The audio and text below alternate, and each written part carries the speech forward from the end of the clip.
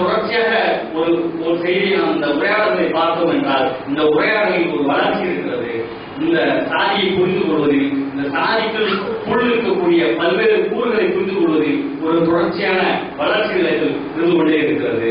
இது வெறும் பார்ப்பனர்கள் உருவாகின ஒரு பொருளாக நாம் பார்க்க முடியாது என்பதை இன்றைக்கு எல்லோரும் கேட்டுக்கொண்டிருக்கிறார்கள். ஆனால் 20 வருடங்களுக்கு முன்பு ஒரு கருத்து இல்லை, இந்த தமிழ்நாட்டை பொறுத்த வரைக்கும் இல்லை. ஆனால் ஆய்வகத்தில் ஒரு கருத்து இருந்தது. அந்த அம்பேத்கர் அப்படி ஒரு கருத்தை முன்வைத்தார். ஒரு ஆரியத்தால் சாதி உருவாக்கப்பட்டது என்ற கருத்தை அவர் மறுத்தார். அது ஒரு புறமண இனக்குழு என்பது தன்னுடைய புறமண தன்மையை இழந்து அல்லது மறுத்து தன்னுடைய கதையை சாத்திக் கொண்டு ஒரு அகவண முறையாக மாறியதுதான், அகவண குழுவாக மாறியதுதான் சாதியத்துடைய தோற்றம் என்று அவர் விளக்கப்படுத்தினார். இதேபோல் இங்கு தொடர்ச்சியாக சாதி எதிர்ப்பு போராட்டங்களில் மக்களுக்கிடையே சமத்துவத்தை உருவாக்குவதற்காக போராடக்கூடிய இடதுசாரிகளும் இந்த சாதியை குறித்து பல்வேறு ஆய்வுகளையும் கருத்துக்களையும் முன்வைத்திருக்கிறார்கள். அவர்களும் இதை ஒரு உற்பத்தியுடைய விளைபொருளாக, வெறும் ஒரு நிறுவனங்களுடைய விளைபொருளாக பார்க்க தொடங்கிய 1920களில் பார்க்க தொடங்கிய இடதுசாரி இயக்கங்கள் 70களில் 80களில் அதே கண்ணோட்டத்தோடு இந்த சாதியை அணுகவில்லை. இது இனக்குழுக்குடைய தன்மை, பார்ப்பனியத்துடைய தன்மை, இப்படி பல்வேறு கூறுகளையும் அவர்கள் உருவாக்கிக் கொண்டுதான் அந்த சாதி குறித்த பார்வைகளை முன்வைத்தார்கள். இன்று இந்த சாதி குறித்த கண்ணோட்டம், சாதியுடைய தோற்றம் குறித்த கண்ணோட்டம், சாதிய அனுபவத்தை குறித்த கண்ணோட்டம் ஒட்டுமொத்த வகையில் ஒரு முன்னேற்றத்தை நோக்கி, ஒரு மேலும் மேலும் குறிப்பான திட்டவட்டமான நிலையை நோக்கி முன்னேற்றம் கொண்டிருக்கிறது. உண்மையில் இந்த சாதி என்பது வெறும் காலகாலத்திற்கு நாம் ஒரு பரிசோதிக்க வேண்டிய ஒரு பொருளாக இருந்திருக்கிறது. இது சில காலத்தில் இனக்குழுக்களாக மட்டுமே விளைந்திருக்கிறது. ஒரு குறிஞ்சிலம் அல்லது மருவம், முல்லை இப்படி திணை சார்ந்த குழுக்களாக விளங்கியிருக்கிறது. அல்லது பார்ப்பனர்களுடைய சாதி உருவாக்கம் குறித்து சொல்லப்படும் பொழுதெல்லாம் 4 வருடம் என்ற ஒரு முறை பற்றி நாம் தொடர்ச்சியாக பேசிக் கொண்டிருக்கிறோம். பார்ப்பனர், சத்திரியர், வைத்தியர், சூத்திரர் என்ற 4 வருடங்கள் குறித்து பேசியிருக்கிறோம். இந்த 4 வருடம் என்பது ஒரு பேராசிரியர் முத்துமோகன் தொடர்ச்சியாக குறிப்பிடுவது போல் வருடம் என்ற சொல்லுக்குள் ஒரு நிறம் என்ற பொருள் இருக்கிறது. தமிழை பொறுத்தவரைக்கும் நிறம் என்ற பொருள் இருக்கிறது. நிறத்திற்கும் இனத்திற்குமான உறவு இருக்கிறது. ஒரு ஆரியர்கள் வடமேற்கு கணவாய் வழியாக இந்தியாவுக்கு வரும்பொழுது இங்கிருந்த பூர்வ குடிகளுக்கும் ஆரியர்களுக்கும் இருந்த நிற வேறுபாட்டை அடிப்படையாக கொண்ட ஒரு இன வேறுபாட்டை அடையாளப்படுத்தக்கூடிய சொல்லாகதான் வருடம் என்று நினைத்தது. வருடம் என்று சொல் இங்கு நீடித்துக் கொண்டிருக்கிறது. இது ஒரு வகையில் பழைய வரலாற்றின் ஒரு பழைய பக்கம். இது இந்த பக்கம் என்பது இங்கு ஒரு தொடக்கத்தில் இருவேறு இனங்களுக்கு இடையிலான அல்லது பல்வேறு இனங்களுக்கு இடையிலான முரண்பாட்டை அடையாளப்படுத்தி சுட்டி இருக்கக்கூடிய சொல்லாக தான் இந்த வருணம் என்ற சொல் இன்று வரை நீடித்துக் கொண்டிருக்கிறது என்ற ஒரு வரலாறை பதிவு செய்வார். அதே போல் இந்த வருணம் என்பது இருவேறு இனங்களுக்கு இடையில அல்லது பல்வேறு இனங்கள் ஓரிடத்தில் இருப்பதற்கான ஒரு அடையாளத்தை சுட்டியது என்றால் இங்கு அது மட்டுமல்ல, இந்த இனங்கள் பல்வேறு இனக்குழுக்களை கொண்டதாக இருக்கிறது என்பதுதான் தமிழ்நாட்டுடைய ஒவ்வொரு திணையிலும் பல்வேறு திணைக்குள் இருக்கக்கூடிய இனக்குழுக்களுடைய பெயர்களை அது பட்டியலில் இருக்கிறது. நூற்றுக்கணக்கான 4 திணைகளுக்கும் பல்வேறு இனக்குழுக்கள் மாந்தர்கள் இருந்திருக்கிறார்கள். இந்த மாந்தர்கள் திணை மயக்கத்தின் பொழுது வேறு திணைகளுக்கும் தங்களை மாற்றிக்கொள்ளக்கூடியவர்களாக இருந்திருக்கிறார்கள். அந்த திணை மாணவர்கள் என்பவர்கள் நிலையானவர்களாக இல்லை. ஒரு திணைக்கு சேர்ந்தவர் இன்னொரு திணையாக தன்னை மாற்றிக்கொள்ள முடியும், இன்னொரு திணையோடு ஒரு உறவு வைத்துக் கொள்ள முடியும், பெண் எடுக்க முடியும், பெண் கொடுக்க முடியும், தன்னுடைய திணை வாழ்க்கையை தொழிலை மாற்றிக்கொள்ள முடியும் என்ற நிலையும் தமிழ் சமூகத்துக்குள் இருந்தது. ஆனால் இதே நிலை வட இந்திய வரலாற்றுக்குள் இருந்ததா என்றால் இல்லை. ஏனென்றால் இது அதாவது திணை வருணம் என்ற இனக்குழு என்ற தன்மை இருந்தாலும் இங்கு பார்ப்பனியர்களுக்கு அல்லது இந்து மதத்திற்கு என்ன பங்கு என்றால், இங்கு இயற்கையாக மனித சமூகத்தில் உலகம் முழுவதும் தோன்றிய ஒரு இனக்குழு போன்று உருவான இந்த தன்மையை நிலைப்படுத்தியது, அதற்கிடையே ஒரு உயர்வு தாழ்வையை, ஒரு ஹைரார்க்கியை உருவாக்கியது என்பதுதான் இந்த பார்ப்பனியத்துடைய பங்கு, இந்த இந்து மதத்துடைய பங்கு என்பது. அதை பாதுகாப்பது என்பது மட்டும்தான் அதனுடைய பணியாக இருந்திருக்கிறதே ஒழிய அதை உருவாக்கியது என்பது அது அல்ல. அதை பாதுகாக்கக்கூடிய தன்மையை மட்டும்தான் அது பெற்றிருக்கிறது. அந்த பாதுகாக்கக்கூடிய இடத்தில் அதுக்கு நியாயம் வழங்கக்கூடிய ஒரு சட்டமாக தான் மனிதன் அங்கு நிலவி கொண்டிருக்கிறது. அப்ப அதை உருவாக்கியது பார்ப்பனர்கள் அல்ல, உருவாக்கியது ஆரியம் அல்ல என்றாலும் அதை பாதுகாக்கக்கூடிய இடத்தில் அதுதான் இருந்து கொண்டிருக்கிறது. அந்த அந்த தத்துவத்தின் அடிப்படையில் தான் அது இதுவரை அந்த சாதிகளுக்கு இடையிலான இனக்குழுக்களுக்கு இடையிலான மோதலை நியாயப்படுத்தி சமூகங்களுக்குள் வழங்கி கொண்டிருக்கிறது. இந்த நியாயத்தை ஏற்றுக்கொண்ட சமூகங்களாக தான் தமிழ்நாட்டிற்கு வெளியே இருக்கக்கூடிய சமூகங்கள் இருக்கிறது. ஆனால் இந்த நியாயத்தையும் தொடர்ச்சியாக ஏற்றுக்கொள்ளாத அந்த 4 வருட முறையையும் அல்லது பார்க்கையும் சொன்ன அந்த உயர்வு தாழ்வு கோட்பாட்டையும் முழுவதுமாக ஏற்றுக்கொள்ளாத ஒரு சமூகமாக தான் தமிழகத்தில் இருந்திருக்கிறது. தொடர்ச்சியாக ஒரு ஆரிய எதிர்ப்பு இயல்பான அதனுடைய வரலாற்று தன்மையான ஆரிய எதிர்ப்பு போராட்டத்தை நடத்தி கொண்டிருக்கிறது.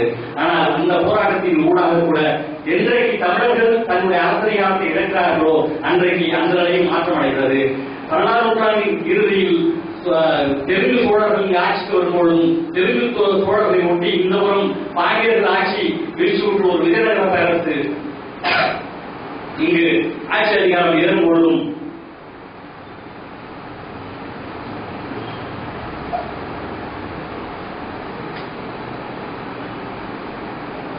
ஆட்சி அதிகாரத்துக்கு ஏறும்பொழுது அவர்கள் திட்டமிட்ட ஒரு மனுவர்ம ஆட்சியை இங்கு உருவாக்குகிறார்கள். இங்கு மட்டுமல்ல, இன்றைக்கு ஆந்திராவில் அல்லது தெலுங்கர்கள் வசிக்கக்கூடிய பகுதியில் விஜயநகர பேரரசு உருவாகுவதற்கு ஒரு புறநிலை இருந்தது. வட இந்தியா முழுவதும் இருந்த இந்து பேரரசுகள் ஒழிக்கப்பட்டு அந்த இடத்தில் ஒரு இஸ்லாமிய அரசுகள் உருவான காலகட்டத்தில் தான் தென்னகத்தில் இதற்கு மேல் ஒரு இஸ்லாமிய படையெடுப்பை தடுப்பது, இந்துக்களுடைய ராஜ்யங்களை பாதுகாப்பது என்ற பெயரோடு தான் விஜயநகர பேரரசு பார்ப்பனர்களால் உருவாக்கப்பட்டு அது தன்னுடைய எல்லைகளை விரிவாக்கியது. அந்த பேரரசு இங்கு பாண்டியர்களுக்கு இடையே இருந்த ஒரு முரண்பாட்டின் விளைவாக தமிழ்நாட்டிற்கு அழைத்து வரப்பட்டு அந்த பாண்டிய அரசு அரசர்களும் கொல்லப்பட்டு தூக்கி எறியப்பட்டு விஜயநகர பேரரசு நிலைநிறுத்தப்பட்டது. நிலைநிறுத்தப்பட்ட சூழலிலிருந்து இங்கு ஒரு பார்ப்பன ஆட்சியும் வேதங்களுடைய ஆட்சியும் ஒரு தெலுங்கு மொழி மேலாண்மை கொண்ட ஒரு ஆட்சியும் தான் இங்கு நடந்து வந்தது. இந்த ஆட்சியின் காலகட்டத்தில் தான் இங்கு சாதி உறுதிப்படுத்தப்பட்டது. சாதிகளுக்கு இடையிலான முரண்பாடு உறுதியானது. இந்த காலகட்டங்களில் தான் சாதியும் வர்க்கமும் ஒரே நிலையில் இருந்தது. சூத்திரன் என்ற சாதியில் அது ஒரு தொழிலாளி சாதியாக இருந்தது. வைத்திய சாதி என்பது ஒரு வணிக சாதியாக இருந்தது. இந்த சூழலில் வர்க்கமும் சாதியும் இரண்டும் ஒரே பொருளில் நிறுவிப்பதாக இருந்தது. இதற்கு முன்பும் அப்படி இல்லை, அதற்கு பிறகும் அப்படியான ஒரு நிலை அந்த பொருள் இல்லை. ஆனால் இந்த நிலை வர்க்கமும் சாதியும் முன்னால் இருந்த இந்த காலகட்டத்திற்கு பிரிட்டிஷார் உள்ளே வரும்பொழுது இந்த நிலையில் ஒரு மாற்றம் வருகிறது. இந்த சாதிகள் வர்க்கங்களாக தனித்தனியாக உடைக்கப்படுகிறது.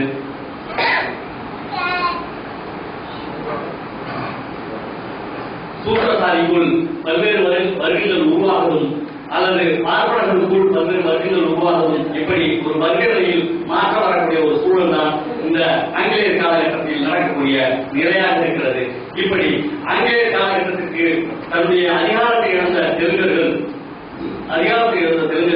அதிகாரத்தை பெற்ற பார்ப்பனர்களிடம் இருந்து தன்னுடைய பழைய அதிகாரத்தை மீண்டு பெறுவதற்காக உருவாக்கப்பட்டதுதான் திராவிட இயக்க அரசியல் என்று செல்வ சுட்டிக்காட்டுகிறார்.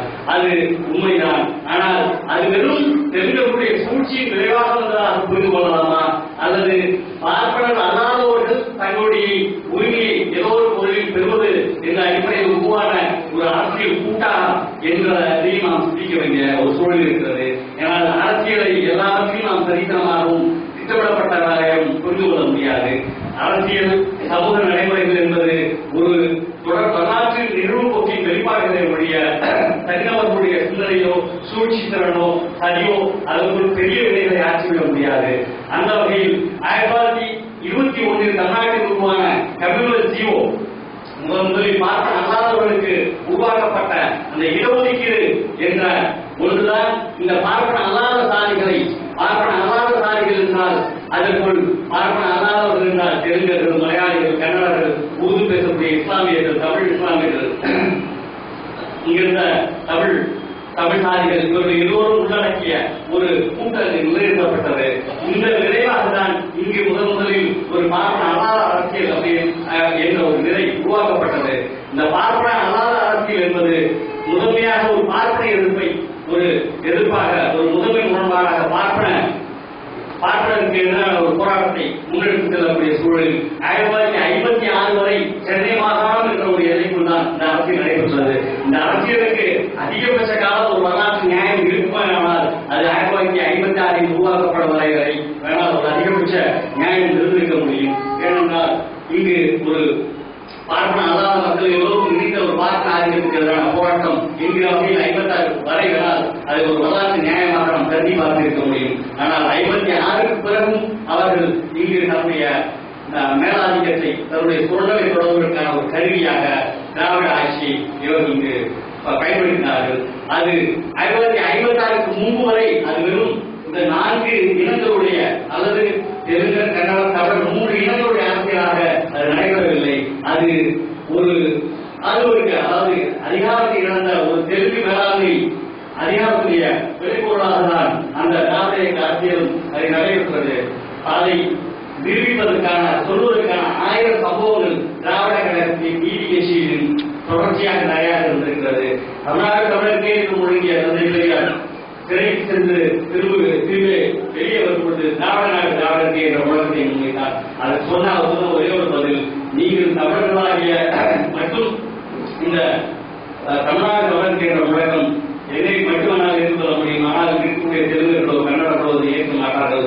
ஆகியால் நான் திராவிட நாடு திராவிடத்தை என்ற முழக்கத்தை நான் முன்வைக்கிறேன் என்று ஒரு வருடத்திற்குள் அவர் மாற்றிக்கொண்டார். அந்த அளவுக்கு அன்றைய சூழலை தீர்மானிப்பதற்கு தெலுங்கு ஆளுநர்களுக்கு அதிகாரம் இருந்தது. ஏனென்று கேட்டால் விஜயநகர ஆட்சி காலத்தில் உருவாக்கப்பட்ட அடிப்படைகளை எதையும் பிரிட்டிஷ் ஆட்சி கலைத்து தூக்கி எறியவில்லை.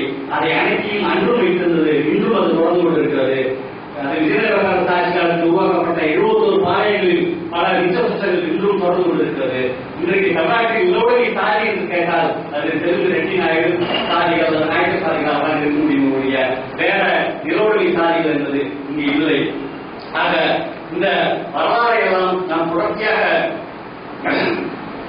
நுணுக்கி பார்ப்பது, இந்த வரலாற்றை மீண்டும் மீண்டும் வாசிப்பது என்பது நாம் ஒரு நோக்கத்துக்காக தான் இதை திரும்ப திரும்ப நாம் வாசித்துக் கொண்டிருக்கிறோம், புரிந்து கொண்டிருக்கிறோம். அது ஒரு தமிழ் விடுதலை என்பது வெறும் அயல் ஆதிக்கத்திலிருந்து, ஒரு இந்திய மேலாதிக்கத்திலிருந்து அல்லது ஒரு பார்ப்பன மேலாதிக்கத்திலிருந்து தமிழர்களை தமிழகத்தை விடுதலை செய்வது என்ற ஒரு நோக்கத்துக்காக மட்டுமல்ல, இந்த தமிழர்களுக்கு இடையே இருக்கக்கூடிய சமத்துவமற்ற தன்மைகளை ஒழிப்பது என்பதுதான் தமிழ் தேசத்துடைய விடுதலை, தமிழ் இனத்துடைய விடுதலை. இந்த நோக்கத்தை நிறைவு செய்யாமல் வெறும் மண்ணை மட்டும் விடுதலை செய்வது, இங்கு இருக்கக்கூடிய மக்களுக்கு இடையிலான சமத்துவமற்ற தன்மைகளை நாம் தடுவதாமல் இருப்பது என்பது ஒரு சரியான அரசியல் அணுகுமுறையாக நாம் இருக்க முடியாது. ஆனால் அப்படியாப்பட்ட ஒரு அரசியல் சமூக இன விடுதலை நாம் சாதிக்க வேண்டும் என்றால் இந்த சாதியை மேலும் மேலும் நாம் நுணுக்கி புரிந்து கொள்வது என்பது அவசியம். அந்த வகையில் நாம் இது மாதிரியான கருத்தரங்குகளை, விவாதங்களை தொடர்ச்சியாக நாம் நடத்த வேண்டும். அதேபோல் இந்த சாதி குறித்த இதுவரையான உரையாடலை ஒரு சாதிக்கும் இன்னொரு சாதிக்கும் இடையில இருக்கக்கூடிய ஒரு முரண்பாடு அல்லது சாதிகளுக்கு இடையே இருக்கக்கூடிய இன்டர்காஸ்ட் என்ற சொல்லப்படக்கூடிய சாதிகளுக்கு இடையே இருக்கக்கூடிய முரண்பாடுகள் பற்றி நாம் அதிகமாக பேசியிருக்கக்கூடிய சாதிகள் குறித்து, சாதிக்குள் இருக்கக்கூடிய பல்வேறு கூறுகள் குறித்து நாம் பரிசோதனை செய்ததில்லை. அந்த வகையில் இந்த மாதிரியான கருத்தரங்குகள் சாதிகள் குறித்து, சாதியுடைய தன்மை குறித்து இந்த கருத்தரங்குகள் ஆழமாக பேசுகிறது. சாதி என்பது வெறும் இனக்குழுவும் அல்ல, அல்லது வெறும் தொழில் பிரிவும் அல்ல. சாதி என்பது இனக்குழு தன்மை, தொழில் பிரிவினை, பார்ப்பனியத்துடைய மேலாதிக்கத்தை அல்லது பார்ப்பனியத்துடைய சட்டத்தை ஏற்றுக்கொண்ட தன்மை, இது எல்லாம் இணைந்த ஒரு பொருளாக தான் சாதி என்பது ஏற்றுக்கொண்டிருக்கிறது. இது 3-4 பொருட்களுடைய கலவையாக இருக்கக்கூடிய இந்த சாதியை நாம் வெறும் இனக்குழுவாக வரையறுத்தாலும் சிக்கலாக மாறிவிடும், அல்லது வெறும் ஒரு தொழில் பிரிவாக நாம் கருதினாலும் சிக்கலாக மாறிவிடும், அல்லது வெறும் ஒரு பார்ப்பனியத்துடைய உருவாக்கமாக கருதினாலும் சிக்கலாகிவிடும். இது முரண்பட்ட பல்வேறு பிரிவுகளுடைய ஒட்டுமொத்தமாக தன்மையாக இருப்பதால் நாமும் அணுகுமுறையில் அதனுடைய சில கூறுகளை ஒரு இனக்குழு தன்மையாக பார்ப்பது, அது ஒரு இடத்தில் திறனுகிறது. ஒரு தன்னுடைய சொந்த சாதிங்கிற பெயர்ல பட்டம் போட்டு தன்னுடைய சொந்த சாதி தலைவரை கொண்டாடுவதற்கு திறக்கிறது, அல்லது ஒரு தனக்கு தேவையான தெய்வத்தை கொண்டாடுவதற்கு திறந்ததுனால் ஒரு இனக்குழு தன்மையாக நாம் வரையறுக்க முடியும். அதே சமயத்தில் அது ஒரு தன்னுடைய மேலாதிக்கத்தை ஏற்றுக்கொள்வதற்காக திறந்திருக்கிறதுனா கட்டாயம் ஒரு பார்ப்பனிய தன்மை தான். அது இனக்குழு தன்மையாக இருக்க முடியாது. ஏன்னா இனக்குழுக்களுடைய தன்மை என்பது அது அடிப்படையில் சமத்துவத்தை கோரக்கூடியது. இனக்குழுக்கள் என்பது தனக்கு தீங்கு நேராதவரை, தனக்கு ஆபத்து நேராதவரை அதை மேலாதிக்கம் செய்வது என்பது இனக்குழுக்களுடைய பண்பாக இருக்காது. வரலாற்று எங்கேயும் இல்லை. ஆக இங்க நாம் அந்த பண்புகளை வரையறுத்து சாதிகளை ஒரு நாள் ஒழித்துவிட முடியாது. அந்த பண்புகளை வரையறுத்து வெவ்வேறு விதமாக அதை அணுக வேண்டியிருக்கிறது. திருமணம் செல்வ சுத்திகம் சொல்வது ஒரு நாள் தான் எல்லா சாதிகளுக்கும் திருமணம் நடக்காது உண்மை. ஆனால் அடிப்படையில நாம் அப்படியான ஒரு இனக்குழுக்களுக்கு இடையிலான திருமணத்தை ஆதரிக்க வேண்டும், பல்வேறு சாதிகளுக்கு இடையிலான திருமணத்தை ஆதரிக்க வேண்டும். ஆனால் அதை கட்டாயப்படுத்திய சமூகத்தில் நாம் நிறைவேற்ற முடியாது. அதற்கான ஒரு சூழலை உருவாக்கலாம். பல்வேறு சாதிகளுக்கு இடையே சாதிகளுக்கு திருமணங்களை அல்லது பல்வேறு இனக்குழு தம்பிகளுக்கு இடையிலான மறுப்புகளை திருமணங்களை உருவாக்குவதற்கான சூழலை நாம் உருவாக்கலாம். அதற்கான வேலை செய்யுமே ஒழிய சாதிகளுக்கு இடையிலான திருமணம் செய்வது என்ற ஒற்றை வேலையை மட்டும் நாம் முன்னெடுத்து செல்ல முடியாது. ஏனென்று கேட்டால் தோழர் செல்வா சுட்டிக்காட்டியது போல் உலகம் முழுவதும் இருந்த எல்லா இனக்குழுக்களுடைய பண்பும் அகமண திருமண முறைதான். உலகத்தில் எந்த இனக்குழுக்களுக்கு இடையே புறமண திருமண முறைகள் இல்லை. ஒரு வகையில் சொல்ல போனா தமிழ்நாட்டில் 20-30 அல்லது எக்ஸாக்ட் சொன்ன சாதிகளுடைய பகுப்பாய்வு 1906 பழைய சாதிக்குள்ள 100 சாதி 100 பிரிவுகள் இருந்தது. சங்கு பறையர், முரசு பறையர், இப்படி 100 பிரிவுகள் இருந்தது. கல்லர் சமூகத்துக்குள்ள 60-70 பிரிவுகள் இருந்தது. கவுண்டர்களுக்குள்ள 120 கூட்டம் இருந்துச்சு. செட்டியாருக்குள்ள 50-60 பிரிவுகள் இருந்தது. இன்றைக்கு வன்னியர் என்ற ஒரு பேரோடு அழைக்கப்படக்கூடிய சமூகத்துக்குள்ள 50-60 பிரிவுகள் இருந்துச்சு. இப்படி பல்வேறு பிரிவுகளாக சப் கேஸ்ட் என்று சொல்லப்படக்கூடிய உபசாதிகள் என்று சொல்லப்படக்கூடிய இந்த சாதிகளுக்கு இடையிலே ஒரு காலத்தில் திருமணம் இல்லை. அது 2 வகையான திருமணம் இல்லை. ஒன்று பங்காளி சாதிகளிடையே திருமணம் இருக்காது. பங்காளி குழுவாக இருந்தால் அதோட பொண்ணு கொடுக்கிறது ஒரு முறை இருக்காது. இது ஒரு வகை. இன்னொரு வகை தகுதியற்ற தன்மையின் காரணமாக கொடுக்க மாட்டோம். ஈஸ்வராடு கலருக்கு ஒற்றாடு கலர் பொண்ணு கொடுக்க மாட்டோம். இப்படி 2 விதமான காரணங்களாகவும் ஒரு 50 வருடங்களுக்கு முன்னாடி இருந்த தன்மை என்பது இன்றைக்கு மாறி இன்றைக்கு கலர்களுக்கிடையே அனைவருக்கும் இடையில திருமணம் அல்லது 100 பிரிவுகளாக இருந்த பழைய சமூகத்துக்கு இடையிலான திருமணம் என்ற நிலைக்கு இன்றைக்கு மாறி இருக்கிறது. அதேபோல் வன்னியர்களில் படையாட்சி கொண்டவர் இன்றைக்கு வன்னியர் என்ற ஒரு பொது அடையாளத்துக்குள் பொன் எடுப்பது பொன் கொடுப்பது என்ற வழக்கம் இன்றைக்கு இருந்து கொண்டிருக்கிறது. அதையும் மீறி இன்றைக்கு இன்னும் சொல்லப்போனால் இந்திய அளவில் இருக்கக்கூடிய தன்மைகளில் பல்வேறு மற்ற சமூகங்களோடு ஒப்பிடும்பொழுது இங்கு சாதி மறுப்பு திருமணங்களும் இணைப்புகளுக்கு இடையிலான திருமணங்களும் அதிக அளவில் நடந்து கொண்டு வரக்கூடிய ஒரு பொருளாக தான் இருந்திருக்கிறது. ஏன் இப்படி ஒரு முற்போக்காக வளர்ந்து கொண்டிருக்கக்கூடிய ஒரு முன்னோக்கி செல்லக்கூடிய தமிழ் சமூகத்தில் தொடர்ச்சியான சாதி குறித்த மோதல் எழுகிறது என்றால் எனக்கு என்னவோ இங்கு நடக்கக்கூடிய மோதல் என்பது 2 விதமாக புரிந்து கொள்ளப்பட வேண்டியிருக்கிறது. ஒன்று, ஒரு சுயநல அரசியலுடைய தேவையை கொண்டு நடக்கக்கூடிய ஒரு மோதல். இங்க இருக்கக்கூடிய பல்வேறு சாதி கூட்டங்களில் இருக்கக்கூடிய புதிதாக உருவான ஒரு வர்க்கம், ஒரு புதிதாக உருவான ஒரு வேட்டுக்குடி தன்னுடைய நலன்களுக்காக சாதிகளுக்கு இடையிலான மோதலை நடத்தி கொண்டிருக்கிறது என்பது ஒரு செய்தி. இரண்டாவது, எந்த ஒரு சமூகம் வளர்கிறதோ, எந்த ஒரு சமூகம் முன்னேறுகிறதோ அதுதான் தனக்கு மேல் சுமத்தப்பட்டிருக்கக்கூடிய இழிவுகளையும் அடிமைத்தனங்களையும் ஒழித்து கட்டுவதற்கான சண்டையை நடத்த முடியும். அடிமையாக இருக்கக்கூடிய சாதியால் பின்னணி இருக்கக்கூடிய சமூகத்தால் ஒரு சண்டையை நடத்த முடியாது. ஒரு சமூகம் போராடி கொண்டிருக்கிறது, முரண்பட்டு மோதி கொண்டிருக்கிறது என்றால் அது வளர்ச்சிக்கான மோதலாக தான் நாம் பார்க்க வேண்டியிருக்கிறது. ஆக அந்த மோதலை நாம் 2 விதமாக புரிந்து கொள்ள வேண்டியிருக்கிறது. ஒன்று, அந்த சமூகத்தில் உருவாக்கி இருக்கக்கூடிய ஒரு தன்னுடைய சொந்த நலனுக்கான மோதலை நடத்தக்கூடிய பிரிவினருடைய தன்மையாக பார்க்க வேண்டியிருக்கிறது. இன்னொரு புறம் அதை நாம் அந்த சமூகத்துடைய விடுதலைக்கான ஒரு மோதலாக புரிந்து கொள்ள வேண்டியிருக்கிறது. இது 2மே நாம் சம்பவங்கள் நிகழ்வுகள் அடிப்படையில் பிரித்து பார்த்து பொருள் காண வேண்டிய நிலையில் இருக்கிறவர்களுடைய எல்லா சண்டைகளுக்கும் ஒரே தீர்வை ஒரே முடிவை நம்மால் முன்வைக்க முடியாது. ஆக நாம் இப்படி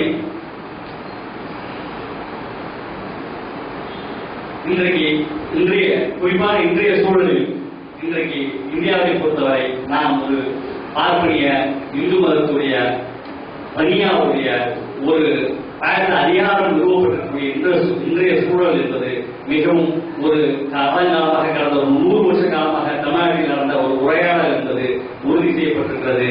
இங்கு இந்திய மேலாதிக்கம் என்பது முழுவதுமாக நிறுவப்படக்கூடிய ஒரு சூழலில் தான் நாம் இந்த உரையாடலை நடத்தி கொண்டிருக்கிறோம்.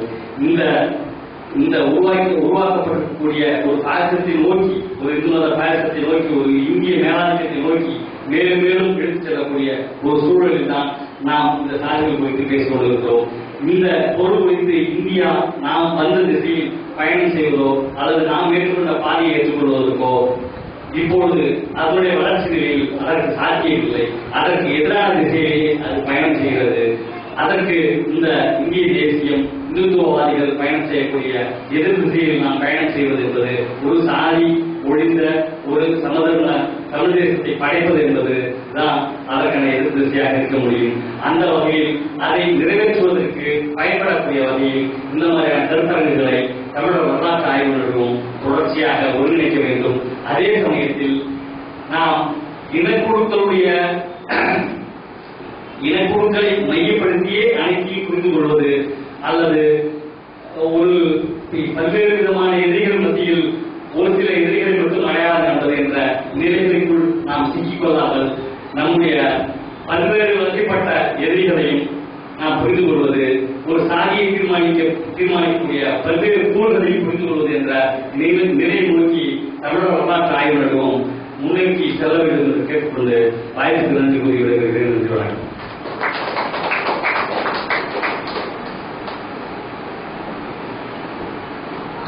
நன்றி. தோழர் அவர்களின் அவர் சொன்ன அந்த கருத்துக்களோட புரிதலோட நாங்களும் நகர்ந்துருக்கோம். அடிப்படையில் அது ரொம்ப பெருசாக முரண்பாடாக நாங்கள் எதுவும் பதில் தேவையா அது சொல்றதுதான் உண்மை. இன்னைக்கு ஜாதியம்ன்றது அது இனக்குழு தன்மை தாண்டி அது ஒரு தொழில் வர்க்க பிரிவாக தாண்டி பார்ப்பனமயமாக்கப்பட்டு ஒரு நிறுவனமாக தான் இந்தியாவுக்கு தமிழ்லையும் இருக்கு. அதெல்லாம் மாற்று கருத்து இல்லை. அப்படியான ஒரு பெரும் குழப்பத்துக்கு இடையில தான் நாம அதை தீர்க்க வேணும். அதனாலேயே தான் நம்ம அதை ரொம்ப ஒரு ஆய்வு பண்ண பார்க்கணும்னு நாம சொல்றோம். தோழர் சொன்ன மாதிரி இங்க இருக்க முரண்பாடுகளே நாம் அந்த தன்மையோடு தான் புரிஞ்சுக்கிறோம், அந்த தன்மையோடு தான் எதிர்கொள்றோம். நேரடியா நம்மளோட ஒரு குழுவை மட்டுமே நம்மளோட எதிரியா மட்டுமே நினைக்கிற மாதிரியான ஒரு இதுல இல்லை.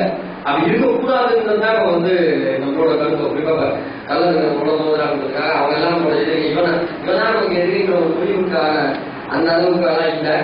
இந்த முழு அரசியலும் உருவாக்கிக்கிட்டு ஒட்டுமொத்தமா ஒரு தமிழ் தேசிய சிந்தனைக்கான ஒரு வடிவமா எப்படி மாற்றுறதுன்ற ஒரு விவாதத்துக்காக தான் நானும் ஒரு விவாதமாகவும் சில கேள்விகளாகவும் குறிப்பாக என்னோட சந்தேகங்களாக கூட எனக்கு ஏற்பட்ட சந்தேகங்களாக தான் நான் இவ்வளவு விஷயங்கள்லாம் தேடுதான் கண்டுபிடிச்சேன். ஏதோ சொல்ற விஷயம் நியாயமா இருக்கிறதுனால நிறைய பேர் அதை இது பண்றாங்க.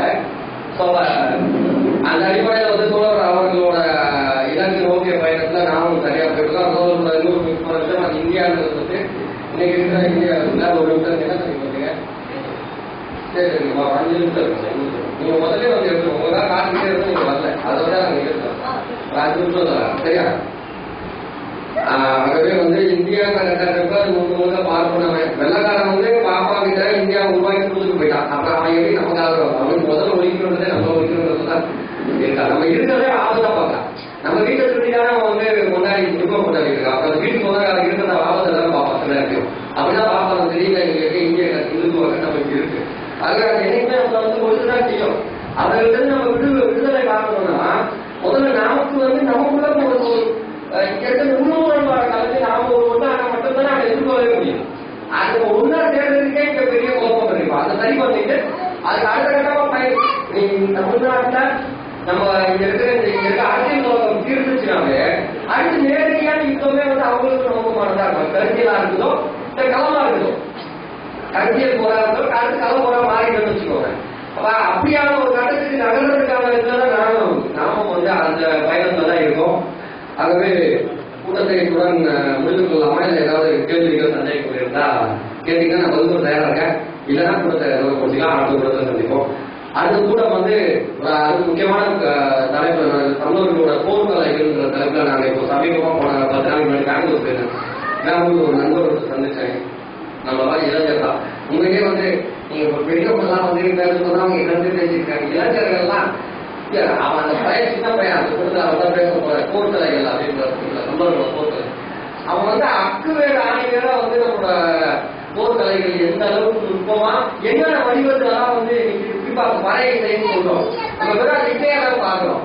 அவன் அதுக்கு பின்னாடி இந்த போரியல் கலையோட நுட்பம் இருக்கு. போர் பறையடிக்கிறவங்கள பக்காவா ட்ரெயின் பண்ணினா ஒரு மிகப்பெரிய போர் வீரர்கள்லாம் மாற்ற முடியும்னு சொல்லி அந்த அவங்களோட ஸ்டெப்ஸ் அவங்களோட இது எல்லாமே என்னென்ன வடிவத்தெல்லாம் மாறி இருக்கு. உலகம் முழுக்க எப்படி வரையணுமோ எந்தெந்த நாடுகள் தப்பு என்னென்ன பேர் தெரியல எப்படி இதெல்லாம் மாறி இருக்கிறது ஒரு இளைஞரா இவங்களாம் 30 வயசா இருக்கும். அவர் அவ்வளோ தடவுகளோட இருக்காங்க. நான் பேசாமல பெங்களூர் நான் போயிருந்தோம் உங்களுக்கு மூலமா கூட்டமே அவரை தான் நீங்க தான் கண்டிப்பா பேசணும்னு சொல்லியிருக்காங்க. வராரு. கண்டிப்பா நீங்க வாங்க. தோழர்களுக்கு வர சொல்லுங்க. ஏன்னா இவங்கெல்லாம் வந்து இப்ப நாங்க வந்து நீங்க பெரியவர் பேசி நாங்க தான் கேட்கிறோம். நாங்க இளைஞர்கள் கூட வைக்கிறோம் பேசுறோம் கேட்கறதுக்கும் பெருசா வராது போது அது ஒரு நடந்து அப்புறம் நமக்கே சோர்வு வராது. கண்டிப்பா இருக்கலாம். அப்படி வந்தக்கூடாதுன்ற தலைமை கேட்டு கொஞ்சம் நீங்க நண்பர்கள் இருந்தாலும் சொல்லுங்க, வர சொல்லுங்க. ஏன்னா ஒரு முக்கியமான தலைப்பு அது முடிச்சிருவோமா இல்ல கேள்வி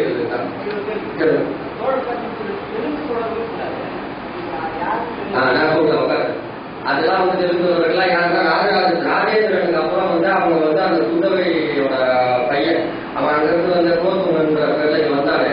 குலோத்துங்கர் காலகட்டத்தில் வந்து முழுக்க திருமணம் ஆயிடுச்சு. அவர்கள் வந்து முழுக்க மனுதர்மப்படி அப்பதான் வந்து மனுதர்மத்தோட அதுக்கு முன்னாடி அதோட தாக்கம் இங்க இருந்தா கூட சமஸ்கிருதோட தாக்கம் தான் அது முன்னாடி இருக்கணும், இல்லைன்னா போகுது. பட் முழுக்கமா வந்து அது ஒரு அரசை மாறுறது வந்து குலோத்துங்கர் ஆரம்பிச்சு விஜயநகர காலத்துல அது முழுக்க நிறுவனமயமாகுது தமிழ்நாடு முழுக்க. அதெல்லாம் அவர் வந்து சொல்றாரு. அதனால வந்து ராஜராஜ சோழன் அவர் சொல்றேன் நம்பாக்கே சொல்லிட்டு இருக்காரு. அது தமிழை கருத்து ராஜராஜ சோழன் தெரிஞ்சு அவனுக்கு நீங்க போய் பேசிட்டு இருக்கீங்க. அது ஒரு பக்கம் இருக்கு. அப்புறம் வேற ஏதாவது அது ஒரு அதாவது கலப்பிடம் தான் இருக்க வாய்ப்பு இருக்கு. இங்க இருந்தவங்களும் வெளியிலிருந்து வந்தவங்களும் கலந்து உருவாகி இவ்வளவு ஜாதியத்துல பாத்தீங்கன்னா நீங்க குறிப்பா விஜயநகர வந்ததுக்கு அப்புறம் உருவான பாத்தீங்கன்னா எல்லாத்தையும் அந்த பார்க்க சமஸ்கிருத மயமாக்கும் போது நீங்க செட்டியாருன்னு சொல்லலாம். யார் யாரெல்லாம் செட்டியாருன்னு இப்ப பாத்தீங்கன்னா தெலுங்கு செட்டியாருன்னு இருக்கிறான். அவன் வந்து வைத்தியர் குலம்னு வச்சுக்கலாம். சமஸ்கிருதத்துல ஒரு பேர் வச்சுக்கலாம். இப்ப வந்து இருக்காரு யாரும் வந்து போனாரு. அதாவது நம்ம தமிழர்களோட ஆட்சி கட்டமைப்பு அரசு எல்லாத்தையும் உருவாக்குறதுக்கு அடிப்படையே கோணார்கள் தான். ஆனா கோணார்கள் தங்களுக்கு யாதவர் சொல்லிக்கிறாங்க. எல்லாம் சொல்லிக்கிறாங்க. இப்ப யாதவர் யாரை உத்தரப்பிரதேசத்தில் இருக்கிறவங்க யாதவர், பீகார்ல இருக்கிறவங்க யாதவர், தமிழ்நாட்டில் இருக்கிற யாதவர். இப்ப இவர்கள் ஒரு அதிகார மையமாகவும் ஒரு கருத்தையில மாறுறாங்கன்னா இவர்கள் யாரை என்னன்னு சொல்றீங்க? இந்தியா முழுக்க இப்ப அதே மாதிரிதான் பார்க்கிறோம். அப்ப நீங்க சொல்ற மாதிரி அவன் அங்கிருந்து வந்தவன் இருந்து வெளியிலிருந்து வந்தவன், வட இந்தியாவிலிருந்து வந்தவன், இந்திய இருந்தவன் எல்லாம் கலந்து கலப்பாயிட்டாங்க. நீங்க அந்த காலத்துல பார்ப்பவரெல்லாம் வந்து வேளாளர்கள் உண்டாவே பூசாரியா இருந்திருக்காங்க. கோயில்கள் வேளாளர்கள் தான் பூசாரியாவே இருந்திருக்காங்க. பூ போட்டாங்க. கோயில் பழனி கோயில பூ போட்டாங்க பூசாரியா இருக்காங்க. பழனி கோயில இப்ப அவங்க கோயில் வந்ததுன்னா பூ போட்டாங்க யாரும் பூ விற்கிறவங்க பூசாரியா இருந்தவன் பூ போட்டார யாரையே பூ விற்கிறது நமக்கு பல்லர் யாரையே பலமான பூசாரியா இருக்கிறவங்க அப்படி ஆகிற மாதிரி அவங்க பார்க்கணும். ஒரு கலப்பு சமூகம் எப்பயுமே ஒரு கலப்புமா வந்துச்சுனாவே உங்களுக்கு எதிர்ப்பு இயற்கை வந்து அகமான ஒரு நம்ம இன்னொரு கலக்கிறதுக்கு அவன் தயாராக ஒரு ஈர்த்தத்தை ஈர்க்கிறான்னா கலப்பு வந்துச்சுனாவே அங்க வந்து ஒரு பெரிய கலப்பு வருது. அவன் வந்து உங்களோட வந்து அந்த கட்டத்துக்கு வந்து நம்ம இடம் கலப்பு இந்த சமஸ்கிருத அடையாளத்தை ஏற்ற ஜாதிகள் எல்லாமே பாருங்க. உங்களோட இலக்கமா இருக்கிறது கூட அவங்களோட இலக்கமா இருக்கிறதுலாம் தெரியாதா, பார்ப்பதோட இலக்கமா இருக்கிறது தெரியாதா, நிறுவனங்களோட இலக்கமா இருக்க தெரியாதா, உங்களோட அரசுகளாக பார்க்கலாம். நாங்க ஒரு ரொம்ப சாதாரணமா சொல்ற முன்னாடி அவர் பிசி பெற்றதுதான். இந்த பிசி அப்படின்றதுல யார் உருவாக்குறா, இந்துத்துவா இல்ல திராவிட எதிரி உருவாக்குறா. அந்த கருத்துல நம்பிட்டு நாங்கெல்லாம் பிசி வரட்டவங்க, நீங்க தான் எஸ்டிக்கு அவங்களுக்கு சொல்றாங்க. அவனுக்கு இப்ப நீங்க வரலாறா சொன்னீங்கன்னா கூட அதெல்லாம் இருக்கட்டும் பரவாயில்ல. இப்பதான் சொல்லிட்டாங்க குழப்பம் பண்ணாதீங்கன்னா என்கிட்ட விற்பனையா போயிருக்காங்க நிறைய பேர். இது ஒரு ஆபத்தான நாங்க ஆதாரத்தோட நாங்க பேசும்போது கூட சரி பரவாயில்ல இருக்கு எப்பேருக்கு அது சொல்றீங்க. அதான் நம்ம பஸ்டா இல்லை. இப்ப நான் எங்கேயே இடத்தையே அவங்க சொல்றீங்களா என்னையும் அங்க அப்படி சொல்றீங்க அதிக புரியுது அவங்களுக்கு இப்படிதான் இருக்கு. அதாவது வந்து பார்ப்பனர்கள் ஒரு கலப்பு சமூகம் தான். அது வெளியே வந்தவன் இங்க இருந்தவன் எல்லாரும் சேர்ந்து உருவாயிருக்காங்க.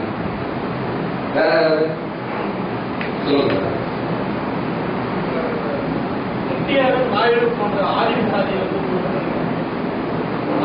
ஒடுக்கப்பட்ட மக்களுக்கு அன்பு அவர்களெல்லாம் நம்ம வந்து ஒரு வர்க்கமாக தெளிவா சொல்றாரு. நீங்க வந்து தெலுங்கு சொல்ல அதே நான் தெளிவா சொல்லிடுறேன். தெலுங்கு உடனே தமிழ்நாட்டில் இருக்க எல்லா தெலுங்குகளையும் இருக்கிற அர்த்தத்துலாம் இல்லை. அப்படி ஒரு பேரண்ட்ஸ் இதுல நாங்க அந்த அளவுக்கு ஒரு பேரண்ட்ஸ் தமிழ் தேசிய அரசு எல்லாம் பேசுறேன். நாங்க பேசக்கூடியது ஆதிக்கம் யார் செஞ்சாலும் எதிர்க்கணுன்ற அந்த ஒரு வாக்கிய பார்வையில ஒரு வர்க்க பார்வையில் இருக்கணும். உதாரணத்துக்கு இதே தமிழர்கள் தெலுங்கு நாட்டு ஆதிக்கம் பண்ணிட்டு இருந்தாலும் அது தெலுங்கு நாட்டு ஆதிக்கம் தெலுங்கு தமிழர்கள் இருக்கும் ஒண்ணு. ரெண்டாவது தமிழ்நாட்டிலே தெலுங்கு இனப்பிரச்சனை இல்லை. இல்ல, தமிழ் சமூகமே ஆண்டுட்டு இருக்கு. தமிழ் சமூகத்தை ஒரு குழு வந்து இன்னொரு குழு அடங்கி ஆண்டுட்டு இருக்குன்னு வச்சுக்கோங்க. நான் சொல்றேன், ஊர் குடும்பம் முறை அப்படியே அறியாம இருந்து குடும்பம் சொல்றோம் மிச்சம் எல்லாருமே வந்து எனக்கு கீழே நானா வேலை சொல்லிட்டு இருந்தாங்க. அவங்க எல்லாமே நாங்க வந்து நிற்போம். அந்த உயிரோட தான் நாங்க வந்து பேசுறோம். அது பேசும்போது நீங்க சொல்ற அரசியல் வந்து இந்த யூடியூப்லேயே வராது. ஏன்னா அவங்க நம்ம வந்து ரொம்ப சாதாரண கேள்விதான். நீ வந்து தமிழ் தேசிய அரசியலோ இல்ல சமூக நீதி சமூக நீதி அடிப்படையில நாம வைக்கிற அந்த கருத்தியல் அடிப்படையில அரசியல் நம்ம வைக்கும்போது அவருக்கு நமக்குள்ள நிற்கிறதா அவருக்கு பாதுகாப்பு பலமே. ஏன்னா அவனையும் நம்ம போய் வீட்டுல இருக்கான், அவன் தானே வெற்றி தரி ஆட்சி வச்சிருக்கான். இப்ப எங்க கூட நீங்க இல்லைங்க, நாங்க உங்களுக்கு பாதுகாப்பா இருக்கிறோம். அதுல வந்து தமிழர் இருந்ததுன்றதை நம்ம பார்க்கிறோம். தெளிவான வர்க்கம் பார்க்கிறோம். தெலுங்கு இன குழுக்களுக்கு கூட அதான் சொல்றோம். நீ ஆதிக்கம் என்ற ஆதிக்க மனப்பான்மை எடுத்துக்கொள்ள ஒட்டுமொத்தமா மக்களால் சாதாரண பொதுமக்களாக இருக்கிறவங்க நம்ம இருக்கல. அவர்கள் வந்து நமக்கு பேசக்கூடிய கருத்து சொல்ல இல்ல கருத்தியெல்லாம் தமிழ் தேசிய அரசியல் உருவானா அந்த அரசியல அவர்கள் வந்து ஒரு தேசியமா தேசிய அடையாளத்தோட அதுக்கான உரிமையோட அவங்க எதிர்கொண்டோம். அவர்கள் பிரதிநிதித்துக்கு ஏற்ற பங்கீடு இடஒதுக்கீடோ தலைமையோ அனுபவிச்சுட்டு போட்டோம். அதிகாரம்ன்றதுதான் மட்டும்தான் நம்ம வந்து நீ என்ன ஆதிக்கம் பண்ணாத அவங்க அந்த ஒரு விஷயம் தான் நம்ம வந்து தெளிவாங்க. அதனால நீங்க சொல்றது வந்து நம்ம வந்து அந்த வர்க்க பார்வை இருக்கும்போது அது குறிப்பா அதுல இருக்கிற விஷயம் வந்து இந்த அரசியல் வருகிறாங்க நம்ம ஆதிக்கம் பண்ணிட்டு இருக்காங்க. அவங்களை காப்பாற்றுறதுக்கே நம்ம வந்து பெரிய அவர்கள் இருக்கிறதே காப்பாற்ற மாட்டாங்க. வயசுள்ள கவுண்டர் வந்து அவங்க ஆதிக்கம் பண்ணிருக்காங்க. நாயகன் ரெடியாக எல்லாருமே தான் அவங்க ஆதிக்கம் பண்ணிருக்காங்க. அந்த முறையில தெளிவாக நம்ம மார்க்சிய அடிப்படையில தான் வந்து ஒரு வர்க்க பார்வையோடையும் ஒரு அறிவியல் தன்மையோட அந்த பேசுவோம். ராஜராஜ சோழன் வந்து இந்த பிராமணர்கள் வந்து ராஜராஜ சோழன் வந்து ஆட்சி ஃபைனலாக ராஜராஜ சோழன் வந்து எதுவும் கோவில்லாம் இல்லை, அதாவது இறைபக்தி இல்லாத மாதிரி ஃபைனலாக அவங்க இல்லாத போயிட்டாங்க அப்படின்றது நான் சொல்லவே அண்ணன் வந்து கொண்டுறாங்க. அவன் மேற்கு மண்டல படைத்தலைவராக இருக்காங்க அப்பா காலத்துல. இவன் வடக்கு மண்டல படைத்தலைவராக இருக்கும்போது மண்டல கொண்டுறாங்க. அதுக்காக அவன் காந்தலூர் அழிக்கிறான். அது ஒரு போர் பயிற்சி. காந்தலூர் சாலைன்னு சொல்றாங்க. காந்தலூர் சாலை போர்ன்றது ஒரு மிகப்பெரிய வரலாறு புகழ்பெற்று சொல்லுவாங்க. காந்தலூர் சாலைன்றது சாலை கிடையாது, அது ஒரு போர் பயிற்சி சொல்லி கொடுக்குற இடம். அங்க இருக்கிற ஒரு 1000 அங்கதான் அவரை கொண்டுறாங்க. அந்த இடத்த சேர்ந்தவர்கள் தான் அதை சொல்றாங்க. அதுக்காக தான் அதை அழிக்கிறாங்க சொல்லுங்க. அங்க ஒரு 1000 பேர் பிராமின்ஸ்ல இருக்காங்க. 1000 காலத்து சொல்றாங்க. பார்ப்பனர்களும் கொண்டுலாம் இல்ல பிராமணர்களும் கொண்டுலாம். அதனால அதான் நான் சொன்னேன், வேற சொல்றேன். அதுதான் ஒரு தனி தலைப்பாவே வைக்கலாம். காலகட்டத்துல சமஸ்கிருதம் அது ஒரு தனி டாபிக். அது ஒரு தனி நிகழ்வாவே வைப்பாங்க. நம்ம பேசலாம். அது ஒரு நாள் எல்லாம் மணி ஆயிடுச்சுலாம் முடிச்சுல என்ன பாவம் அவங்க வந்து மேடை எடுத்துக்காக வந்து முடிச்சுலாம் நினைக்கிறேன்.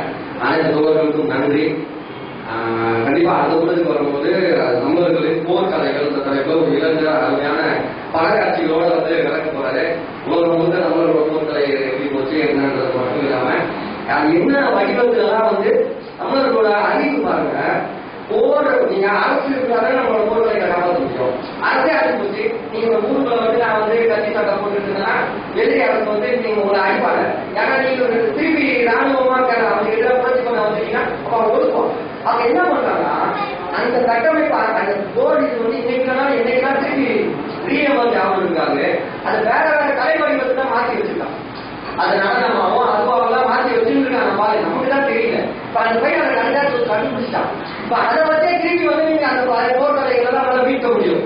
அந்த அளவுக்கு நுட்பமா நம்மளால எந்த காலத்துல இருந்தே இருந்திருக்காங்க. சின்ன பையன் ஒரு இளைஞர் அந்த பாடம் பேசுவார அனைவரும் நண்பர்களோட வாங்க. நன்றி வணக்கம். கலைஞர் பண்ணிங்க நன்றி வணக்கம் அனைவரும். பேசுறீங்களா சொல்லுங்க. ஒரு நிமிஷம் அப்படியா